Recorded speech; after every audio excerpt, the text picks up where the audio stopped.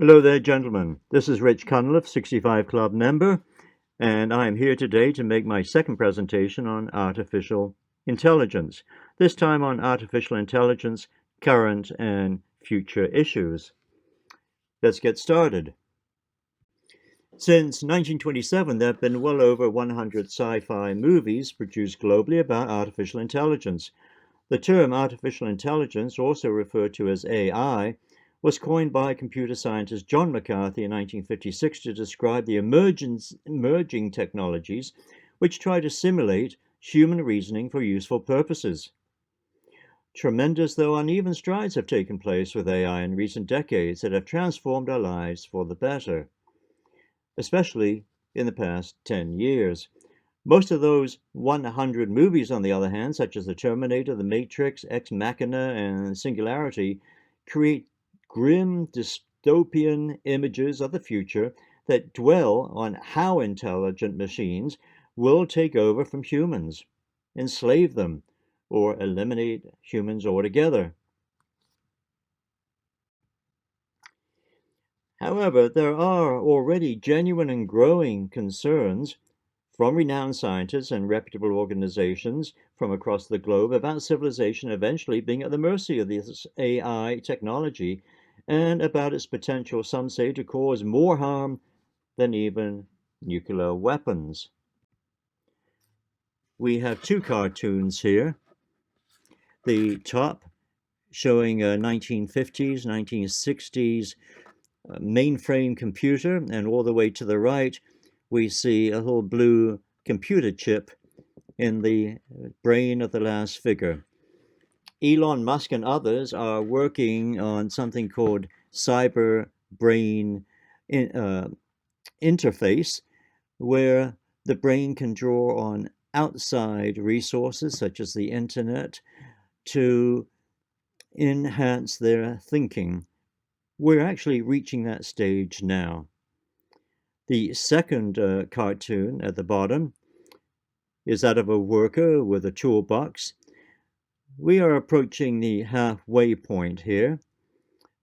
Some say maybe a bit further before that robotic kicks out the worker altogether.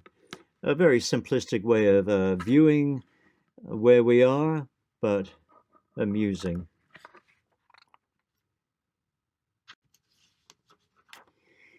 Some advantages and disadvantages. But downsides of this AI technology, now often referred to as machine learning, are becoming increasingly apparent and even more unsettling and disruptive in the not-so-distant future. The following are just some of the advantages and disadvantages that exist at present with AI. Number one, on the screen. AI is available 24/7 to make our personal and work lives easier, but what about surveillance and the lack of privacy? 2. AI helps to complete repetitive, tedious, time-consuming jobs, but will there be enough jobs created to replace jobs lost to AI? 3.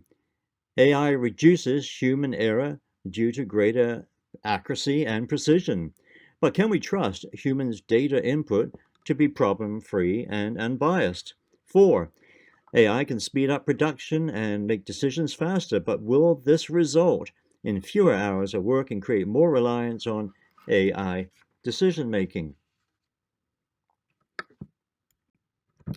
5. AI powers many inventions and helps solve complex problems. But can we figure out how AI arrived at a solution to a complex problem? 6. AI's Internet of Things applications are part of our daily lives, but will all these devices and applications stress and overwhelm our lives and be increasingly hacked?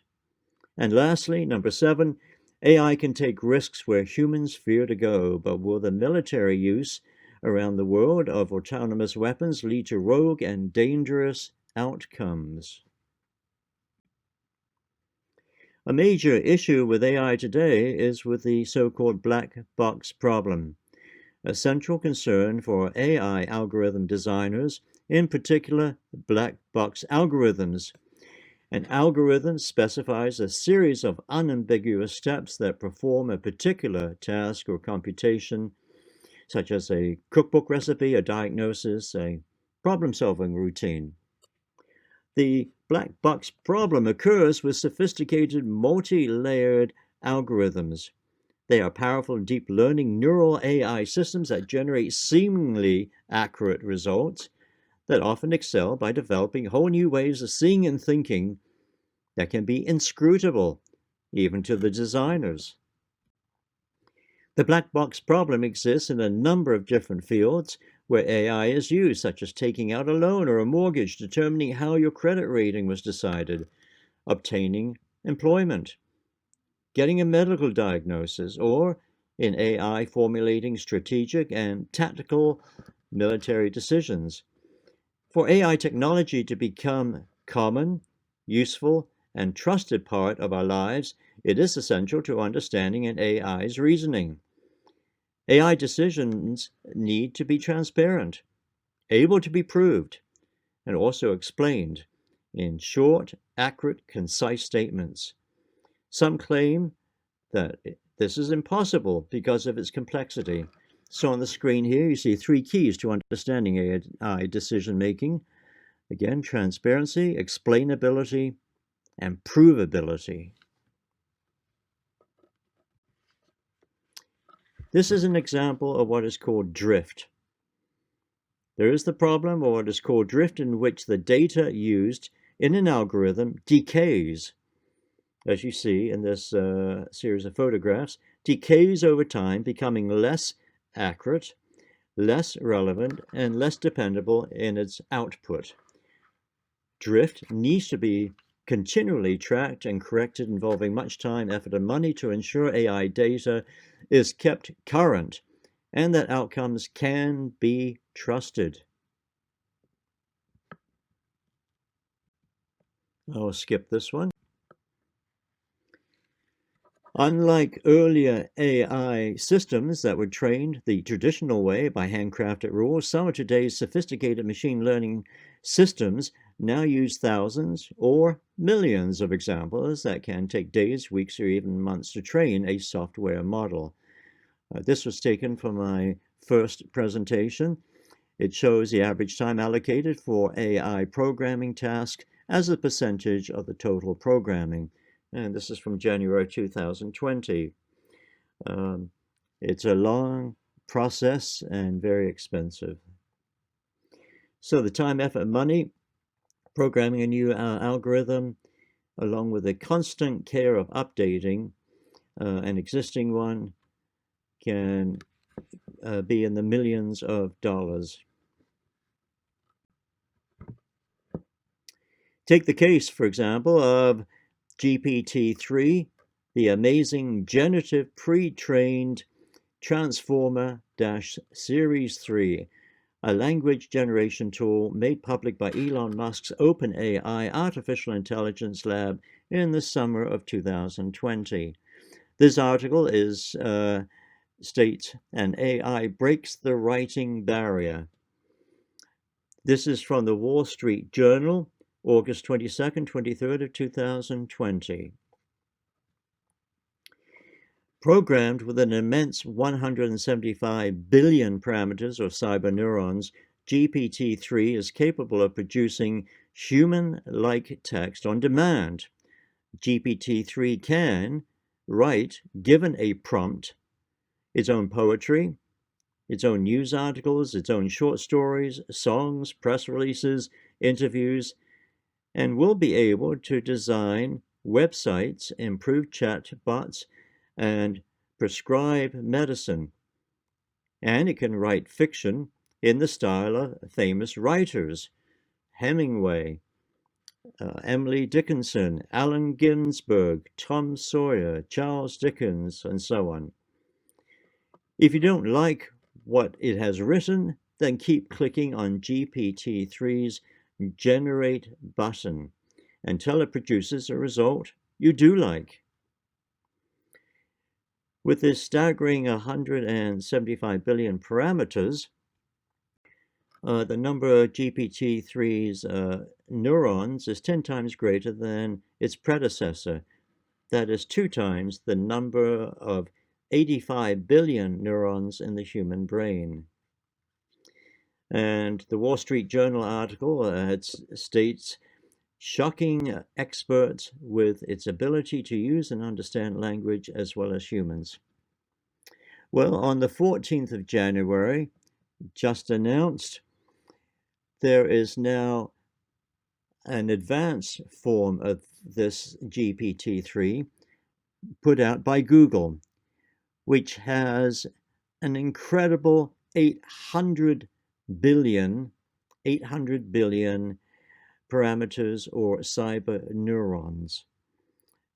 So this leaves GPT-3 in the dust.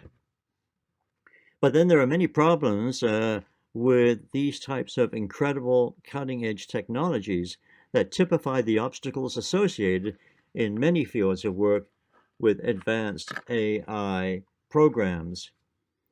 The shocking downside to this incredible technology, the generative pre-trained transformer, Series 3 and others, is the enormous cost, many millions of dollars to run and maintain the finished AI deep learning model. Most shocking, though, is GPT-3. It will change the way the world writes, especially for authors, journalists, business people, lawyers, and anyone else who relies on writing for a living. It will likely put thousands of these mostly well-educated, well-paid, middle-class employees out of work and transform many businesses. Here it's saying OpenAI's GPT-3 might be a humanoid in the making. Well, we're heading in that direction fast, it seems. GPT-3 is also controversial in that it can produce offensive content.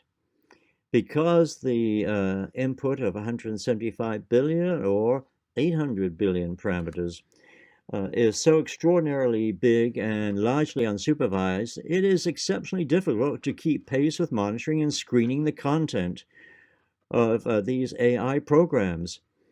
The same is true of Google and Facebook, for example. These advanced programs also are very costly and time-consuming to check for the items that you see on the screen here.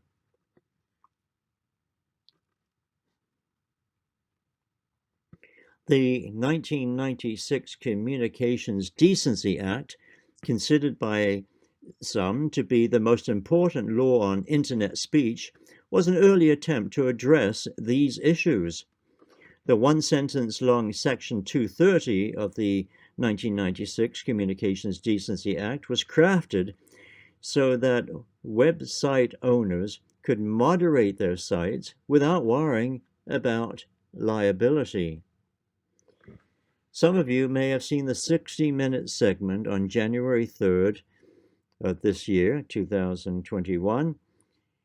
Critics on that program argue that Section 230's broad protections let powerful companies ignore real harm to users.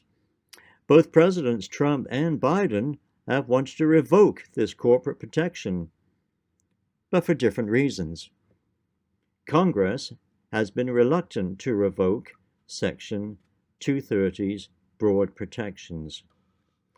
However, 25 years ago, before AI took hold, before Google, before tweets, and before billions of people started using the internet, corporations and Congress never foresaw the need to monitor and screen 6,000 tweets a second. Yes, that figure was taken from that 60 Minutes program. So, stay tuned. The struggle between censorship and free speech. Fake and misleading materials come in many forms and not exclusive to GPT-3. These pleasant-looking people are also fake, They are computer-generated composites of any number of faces, but yes, you too can own one or more of these people, or at least their images. Instead of spending time, effort, money for expensive models and actors to pose in their ads, business people can create equally favorable, cheap, computer-generated fake images. Yes, these too are fake. AI systems can tailor the face to meet your needs by choosing a range of values, the shape and size of eyes and nose, the color of eyes, skin, hair, and other features that alter the whole image. By buying these cheap, unique, worry-free, quote-unquote, copyright-free fake person photos and animated figures, it's a great way to give the appearance of diversity in your business. Your choice of fakery. To demonstrate how this can be achieved with actual well-known people, researchers use 14 hours of film footage of former President Barack Obama speaking quite realistically words he never uttered. More nefarious AI applications involve third-party political groups that indirectly promote the issues of their candidate. They can manipulate the image or voice of an opposing candidate using AI to make them seem stupider, less trustworthy, or intoxicated, or to improve the image of their own candidate. Unethical? Perhaps. But where do you draw that proverbial red line? Closer to home, what about people who have photos of themselves slightly enhanced for display on social media, on dating sites, or for employment applications? Where to draw that proverbial red line? On the other hand, the employer can do background checks by using AI to scour numerous online resources to locate unflattering, embarrassing, and compromising images of the applicant and check for false information on the applicant's resume. Unethical? Illegal? If it is in the public domain, not usually. Gay or straight? AI detection and decision-making caused another controversy when in September 2017, a news story of a Stanford University AI program could detect with surprising accuracy whether people are gay or straight based on photos of their faces.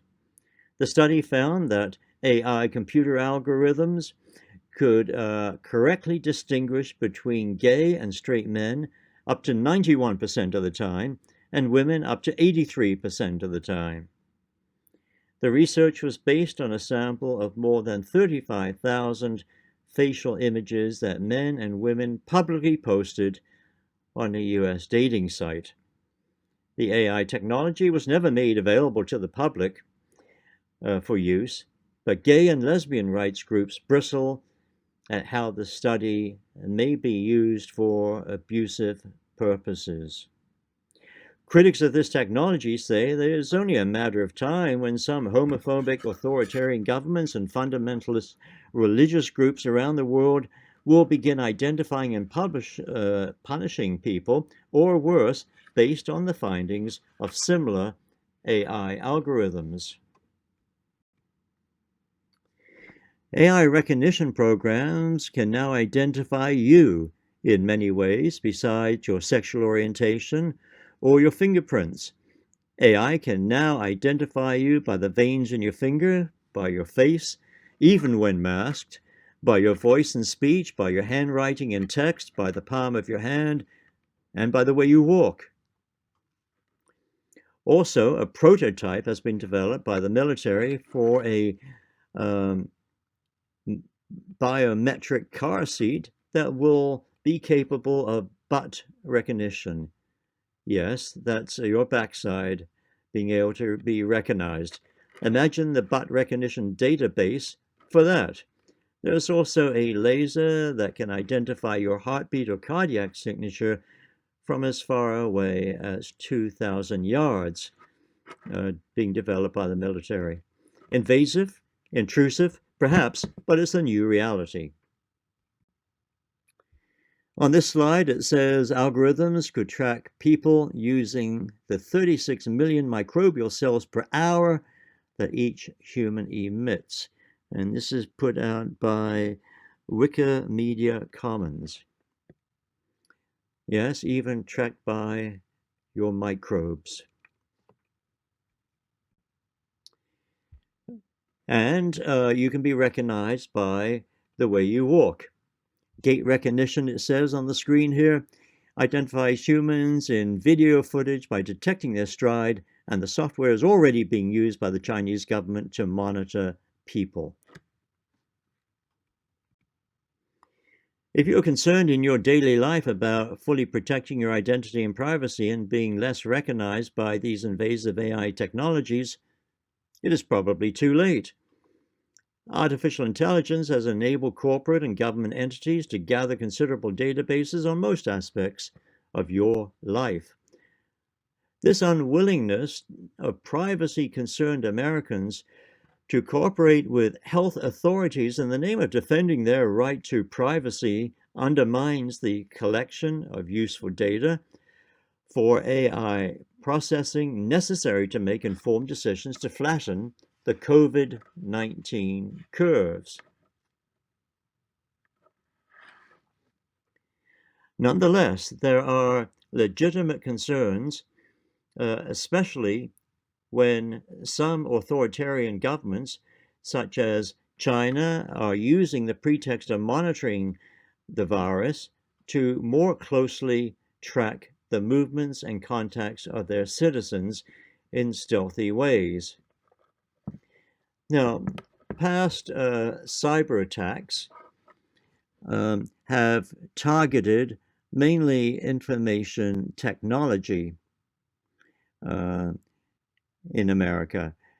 In this pie graph that you see, called Recent Cyber Attack Victims by Sector. Now, this is before the Sunburst hack that has come to light recently. The government and think tanks and NGOs, 18% of the time they've been hacked, and government contractors. So cyber war has been quite a serious issue.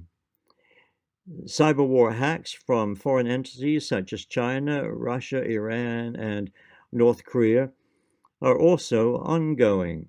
Take, for example, last March's so-called Sunburst hack, the massive, unprecedented, devastating Russian cyber espionage attack that has penetrated an untold number of our key government agencies, corporations, and supply chains, mainly in America, but also around the world.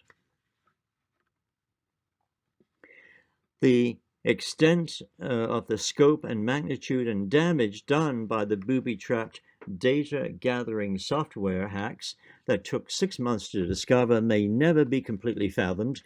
It may take a year or more for U.S. cybersecurity to be fully restored. We now have to act as if all federal government networks have been successfully penetrated until proven otherwise. The vulnerabilities of AI. Clearview AI. Social media enterprises use these AI, Internet of Things devices to engage participants in a digital habit that can be highly addicting and detrimental to the emotional health of most, especially the young.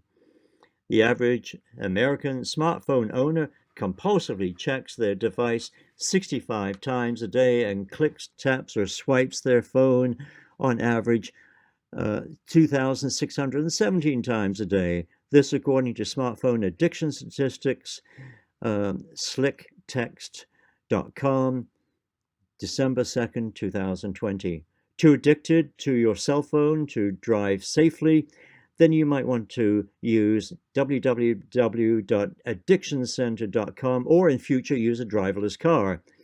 These human frailties and addictions will mostly be avoided for businesses that increasingly turn to robotics and automation for a more efficient, reliable, and smartphone-free workforce in the future.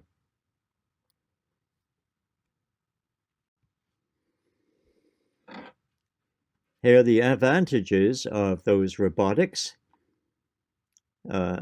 Clearly profitable for businesses to use in increasing ways.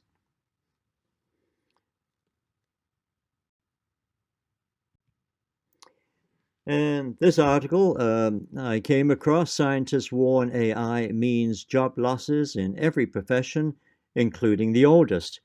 Well, gentlemen, I'll leave that to your imagination.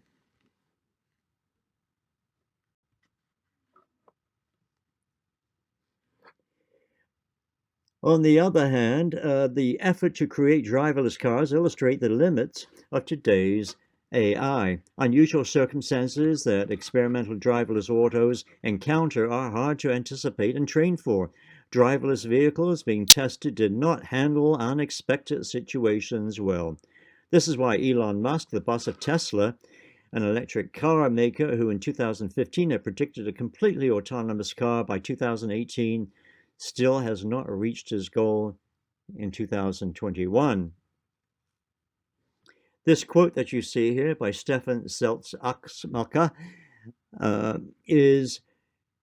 he is a San Francisco driverless truck creator. At least he tried to create a driverless truck, but he had to close down in March of 2020. And this is part of his discussing his failure at producing a driverless truck. And he says, a lot of people thought that filling in the last 10% of creating a driverless truck would be harder than the first 90%, but not that it would be 10,000 times harder. Quite a challenge, even now. One idea is to widen the scope rather than the volume of what AI machines are taught. Biological brains learn from far richer data sets than machines. Artificial language models, for example, are trained only on large quantities of speech or text. A baby, on the other hand, as you see in this photograph, has the advantage of what's called embodied cognition. That is, if the baby's mind is to understand the world properly, it would need to be fully embodied in it. Unlike a computer confined to an abstract existence in a data center, a baby can take cues from the rich physical and emotional environment around it. It can rely on the sounds and the tone of voice of its parents and other humans. That engaging environment, which AI does not have, helps the baby's mind to anchor abstract concepts in the real world. Some of you may recognize this gentleman. He is the chairman of the Joint Chiefs of Staff for all our armed forces. He is a four-star General Mark Milley. General Mark Milley was asked in a National Public Radio interview on May 8th of 2020, what keeps you awake at night? General Milley's worry is that the numerous uses of AI in warfare, including unsupervised autonomous weapons, and the vulnerabilities of weapon systems to hacking. General Mark Milley acknowledged that AI, autonomous unsupervised weapons, have become a powerful actor in the conduct of war in and of themselves, and that, he said in this quote, is a scary bit of thinking. Yes, this is our chairman of the Joint Chiefs of Staff saying this, a scary bit of thinking. A case in point is the assassination of the Iranian nuclear scientist and Revolutionary Guard General Mohsen Fakhrizadeh in November 2020.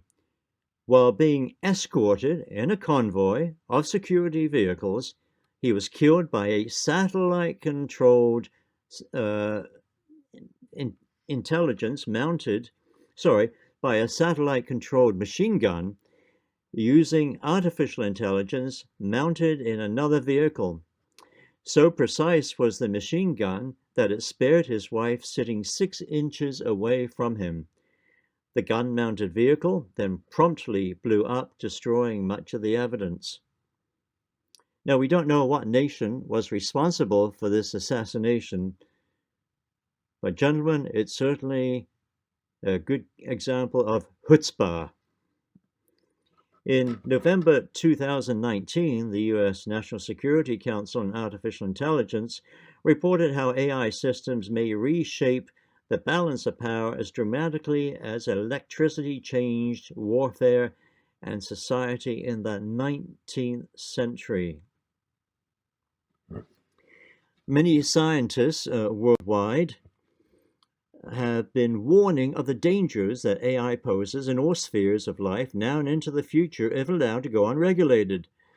The result is a disconnect between how we make decisions and the fact that AI is making more and more decisions for us. Here we see on the slide AI systems should be accountable, explainable, and unbiased, says the European Union. The European Union has published new guidelines on developing ethical AI. This is from April of 2019. The European Union has published new rules for developing ethical guidelines. This is why, since 2016, the European Union has been formulating a comprehensive set of directives governing AI.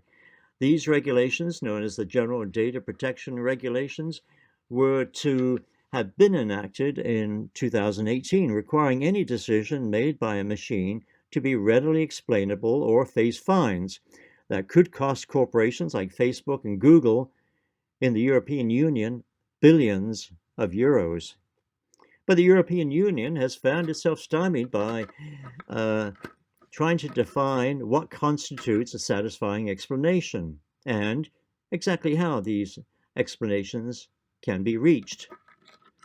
The EU directive was delayed because of obvious problems and was finally published in April of 2019. But now in 2021, the rulings are still facing technical, and legal challenges in court, while others are now being implemented. The following greatly condensed 7 regulations make clear the broad scope of protections needed to shield citizens from AI excesses. Here they are, the European Union's General Data Protection Regulations. Number 1, human agency and oversight.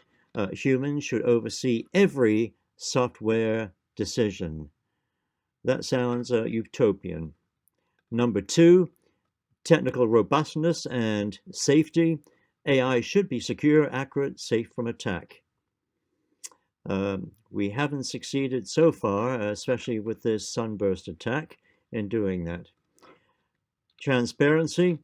AI operators should be able to explain the decisions their AI decisions make. This is the black box problem. Number 4, privacy and governance. Personal data gathered by AI should be protected, we hope. Number 5, diversity, non-discrimination, fairness. AI services should be available to all, unbiased. 6, environmental and societal well-being. AI systems should be ecologically responsible and, quote-unquote, enhance positive social change. That might be a struggle to find agreement on. And lastly, number 7, accountability. AI systems should be auditable, whistleblowers protected, and negative impacts of AI reported. While America has not agreed to these directives, we may well need to adopt similar regulations that protect us from the evident and the unsuspecting negative effects of AI. At the top of the screen here, we see Human level artificial general intelligence, otherwise known as AGI, ability to accomplish any cognitive task at least as well as humans, also known as human level AI or strong AI. The second part, super intelligence, general intelligence far beyond human level, also known as singularity.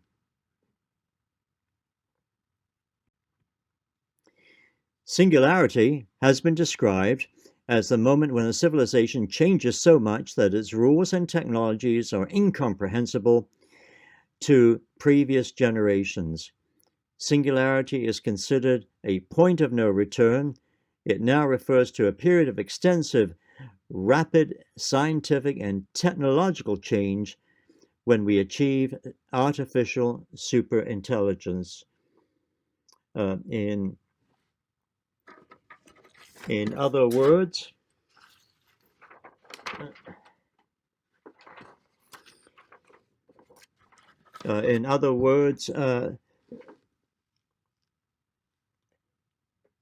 singularity is the point in time where human beings are no longer the most intelligent beings on Earth. Is that inevitable? I will leave you with two quotes. One is by Nick Bostrom, Swedish philosopher, author of Superintelligence, Paths, Dangers, Strategies. This first statement is reflective, I feel, of when you think back to 2020 and the problems that have occurred during 2020. This first statement is very telling. Before the prospect of an intelligence explosion, we humans are like small children playing with a bomb. Such is the mismatch between the power of our plaything and the immaturity of our conduct. He goes on, superintelligence is a challenge for which we are not ready now and will not be ready for a long time. We have little idea when the detonation will occur, though if we hold the device to our ear, we can hear a faint ticking sound. A very chilling statement. This last frame is by William Gibson, sci-fi author and essayist, and I'll leave you with this thought. William Gibson states, I think that technologies are morally neutral until we apply them. It's only when we use them for good or evil that they become good or evil. And that ends my presentation. I thank you for your attention, gentlemen. For your attention, end of program.